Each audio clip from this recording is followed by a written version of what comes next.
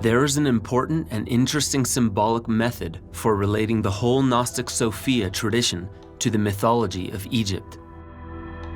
The Egyptian symbol, which allows our imagination to comprehend aspects of the Gnostic way of understanding, is the symbol of the scarab, perhaps specifically the Scarabaeus caesar, commonly referred to as the sacred scarab.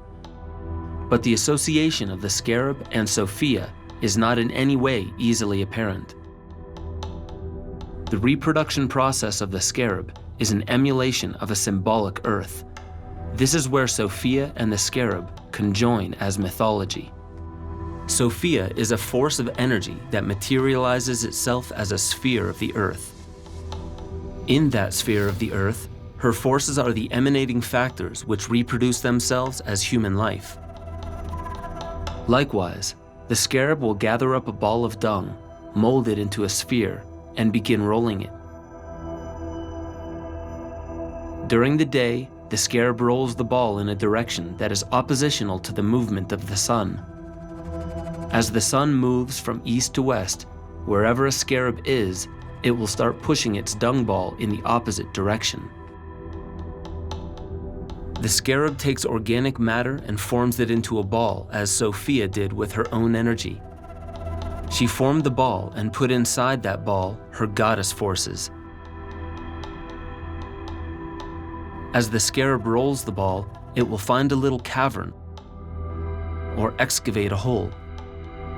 There it carefully spends days making the ball into a perfect sphere, molding it, shaping it. Then it will insert into the ball its eggs. Then, just like Sophia, the forces of life are planted into her creation of the earth. Ancient Egyptians, in observing beetles emerge from the ball of dung, believed that this behavior was an anomaly. They assumed that the male beetle was able to reproduce without needing a female, in a mode of reproduction requiring only one sex, called parthenogenesis. They saw this behavior as a metaphor for Sophia giving birth to herself.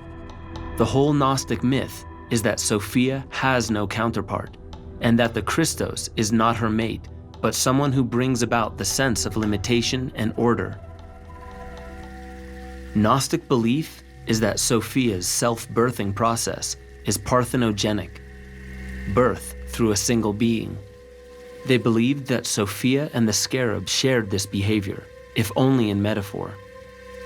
The Egyptians personified the Scarabaeus caesar through the god Khepri, which in Egyptian means "I am the becoming."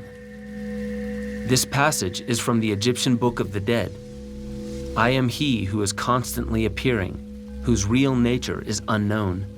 I am yesterday, he who has seen 1,000,000 years, is one name of mine. I pass along the ways of those sky beings who determine destinies. I am the master of eternity, ordering how I am fated, like the great beetle. This just begins the association between the scarab, Sophia, and the Kamutef. Kamutef is a twin god from Egypt who was a combination of Ra and Min. The Kamutef is the one who gives birth to itself and who throws off the cocoon and emerges as a creature of flight. The scarab rolls the ball of dung in conjunction with the movement of the sun and moon. Their gestational period is 28 days, almost exactly a lunar cycle. 28 is 4 times 7. Through a spiral of 7, the emergence of life and that of death is the same Sophian process of the destruction and creation of another phase of humanity. The Egyptians modeled that conception as the scarab. At this point, it might be valuable to trace the origins of the Gnostic myth of Sophia back to their beginnings in both Egyptian mythology and Vedic mythology. We have seen that by associating Sophia with the scarab and emphasizing the idea of parthenogenesis, that the whole sequence of the scarab giving birth actually involves or implicates all three feminine archetypes, that of the virgin, the mother, and the crone. The Sophia myth is archetypal through the idea of parthenogenesis to the Kamutef and also geometrically to the idea of a square. A square is a phenomena that one could say gives birth to itself. It multiplies. A square is a multiplication of a number or an entity with and by itself. We talked about that already with the number of the Yuga. These mysteries are released once you seek out the root of a number, the square root, and also its expansion into space, the squaring of a number. Remember, the number of the Yuga is 6048. When you find its square root, it is 7.777.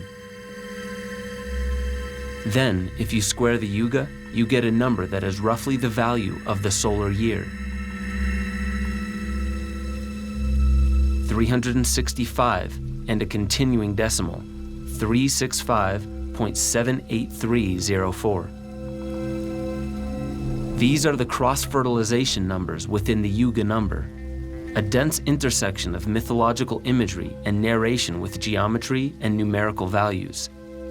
This is the kind of thought process that the mind of ancient Egypt and India held as being a sacred faculty of human intelligence. If we move this parthenogenic principle into the Egyptian myth, one of the most prominent relationships that we make immediately is between Sophia and Isis.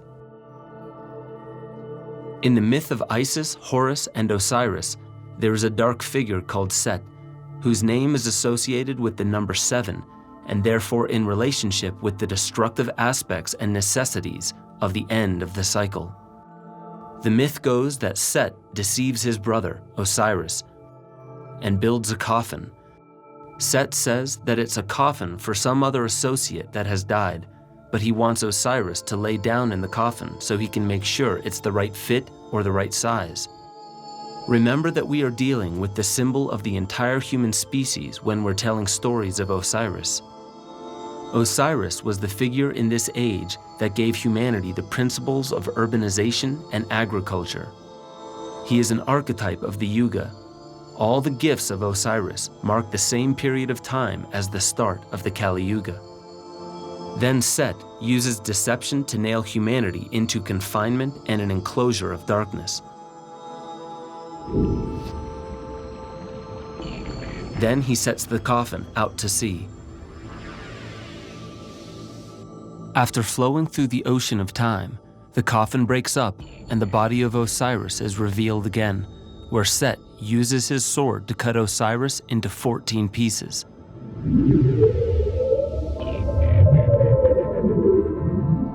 Most believe that there are 14 pieces and the entire body collectively represents 15. We have already discovered that the relationship between 14 and 15 is a key to understanding the cycles of time. Throughout various interpretations, myth and mathematics trigger different levels of awareness concerning the actualities of our position in time and space. Isis then goes to seek out the severed pieces of her husband. She finds only the phallus of Osiris, and she knows that the only way to bring him back is through a rebirth. This is exactly the Yuga story. The only way we can bring this Yuga to a close is through death and rebirth on a species level.